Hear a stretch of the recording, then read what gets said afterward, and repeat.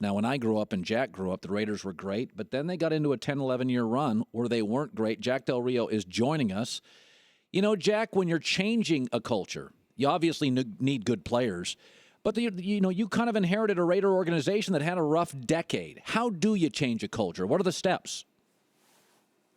Well, I think first you have to start with, just making sure that you come in and it's an environment that guys want to be in, players and coaches, where they enjoy coming to work. It's such a grind. You create an environment where guys are excited to be there, and then you have a chance to develop your players, develop your staff, and create a real positive atmosphere. Is there a fine line between wanting guys to come to work, have fun, and being too loose?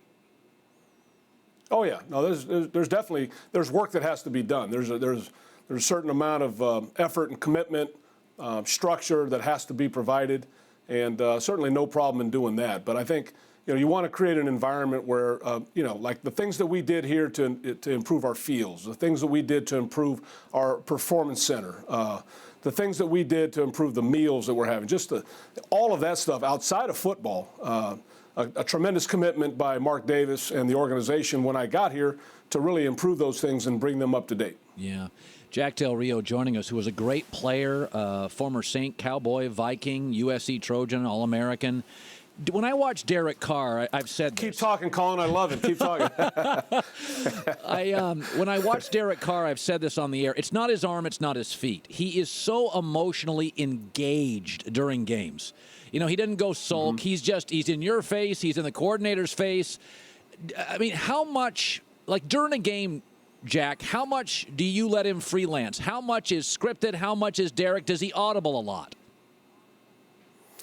Well, yes, he has the ability to audible a lot. We want him to have control at the line of scrimmage to get us out of bad plays, get us into good plays.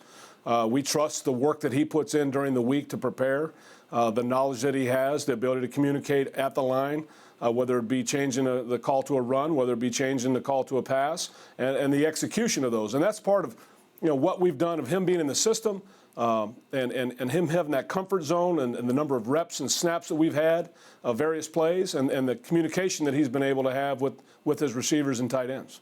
You've obviously had a long playing and coaching career. Where are you a better coach today than 10 years ago? Because players improve. Where are you a better coach today? Sure. I think in every facet, my willingness to use the guy up top to help me make decisions on game day. I've got a guy up in the booth that, that's well coordinated. The way I work the staff, the demand of the staff, be involved with all phases, but let those guys do their jobs and let them work. The way we put the staff together. The way I treat the players. I think, not to overreact.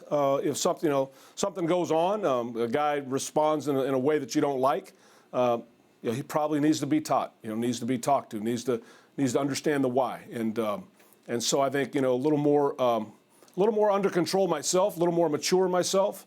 So a lot of different ways that you go through life, you experience in life, and hopefully you're a little bit better as you go. And Jack, players are different today. Not only you are different, I mean, they're more empowered. They've got social media. They make a lot of money. Right. Is it easier or is it more difficult to coach a player today? Probably more difficult. I think, there's more. You have to recognize there's more individualism. There's more, cell phones. I mean, look, years ago when cell phones first came out, it was like if a phone ever went off in a meeting, it was like, oh my God, the meeting had to stop. That person had to be reprimanded. It's like the world was coming to an end, right? I mean, now it's like, okay, turn it off, call them later, it's just not a big deal, and it doesn't need to be a big deal. And so I think there's certain things like that where you learn, in today's generation, if you want to get their attention and keep their attention, you've got to adjust. Jack, you made a gutsy call against New Orleans early, and you have a very young football team. And I thought at the time, I'm like, okay, I totally get what Jack's doing. But as you become 7-2 or 8-2 or 9-2, and you become a favorite, will it change the way you potentially coach down the road?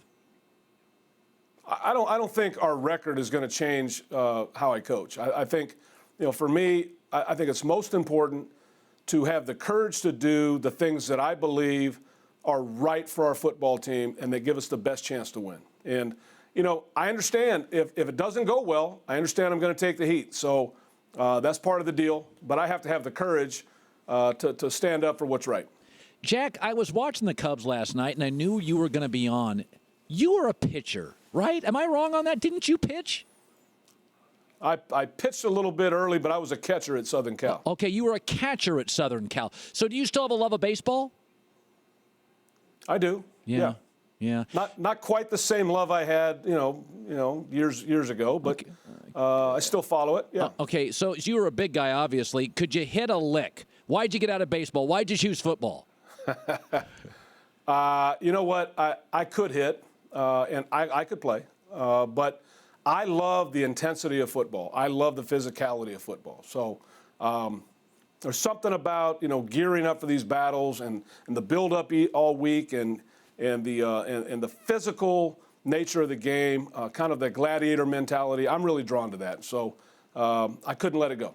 So now here's the bad news. You had 23 penalties last week, and I know it's driving you crazy because coaches hate penalties. Now, sometimes a guy's aggressive, it's okay, but it's the delay of game, it's that kind of stuff that drives. So what do you say to your team? They win the game, and on the flight home, you're thinking, good God, we had 23 penalties. So how do you address that to the team? Just win, baby. Let's not focus on the negative. We're gonna make our corrections. Obviously, we're gonna do that. At the end of the day, it's about winning and losing in this league. We're gonna celebrate the wins, enjoy it. We correct everything. I mean, every Tuesday, we're gonna get together as a team. We're gonna talk about the things that went well and tell the truth about that. We're gonna take a look at the things that didn't go well and tell the truth about that. And then we put it behind us, and we're going forward with positive energy. Just win, baby, is a motto here, and we're gonna stick with it. Jack, good talking to you. Thank you. Jack Del Rio of the Raiders, one of the really fun young teams in this league to watch with a franchise quarterback and a franchise head coach for a long time, I'm sure. Thank you, Jack. Thank you, Colin. Appreciate it. You bet.